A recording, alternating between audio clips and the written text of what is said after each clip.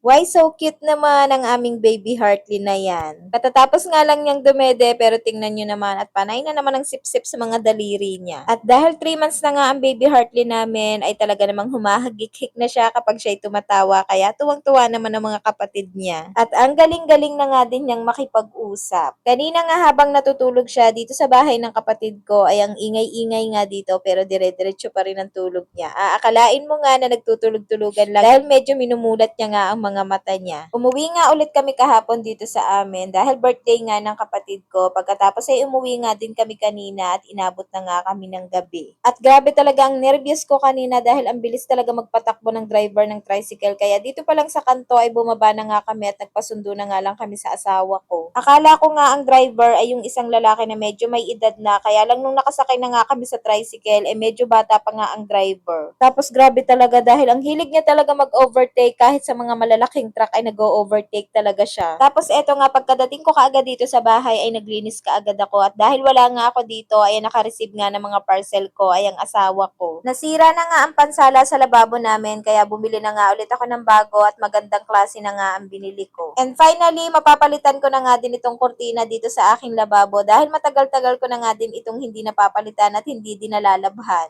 At huling laba ko pa nga dito ay 6 months pa nga lang akong buntes. At tingnan nyo naman na 2025 na nga ngayon pero hindi ko pa nga din nalalabhan at hindi ko pa din napapalitan. At sa wakas, eto nga at mapapalitan ko na tapos malalabhan ko na nga din. Murang-mura ko nga lang to nabili dito sa online at kung gusto nyo nga din ito, ilalagay ko na lang ang link nito sa may comment section. 2 piraso na nga ang binili ko dahil baka nga mabitin dito sa ilalim ng lababo namin. Dahil nung una nga isa lang ang binili ko at nabitin nga tapos pangalawang order ko ay ibang kulay na nga ang dumating. Dahil nung una ko nga binili ay kakulay nga ng tiles nitong lababo tapos nung pangalawa ay iba nga ang dumating. At dahil inayos na nga ng asawa ko itong kusina namin ay hindi na nga masyadong nababasa itong sahig kaya bumili na nga ako nitong basahan para naman may tungtungan din kami dito. At tingnan nyo naman at ang aliwalas at ang ganda ng tingnan. Bagay na bagay talaga dito sa kusina namin itong kulay mocha na kortina. Hindi nga kulay white ang binili ko dahil baka isang araw pa lang ay madumi na kaagad at ang pangit naman tingnan dahil kitang-kita ang dumi. At dahil wala na nga kaming pitchel ay nag-order na nga din ako nitong pitchel. At maganda nga itong na-order ko dahil bagay na bagay talaga to sa ref namin dahil pang ref naman talaga tong pitchel na to. Murang-mura ko nga lang to nabili pero napakaganda talaga ng quality nito dahil makunat nga ang pagka-plastic nito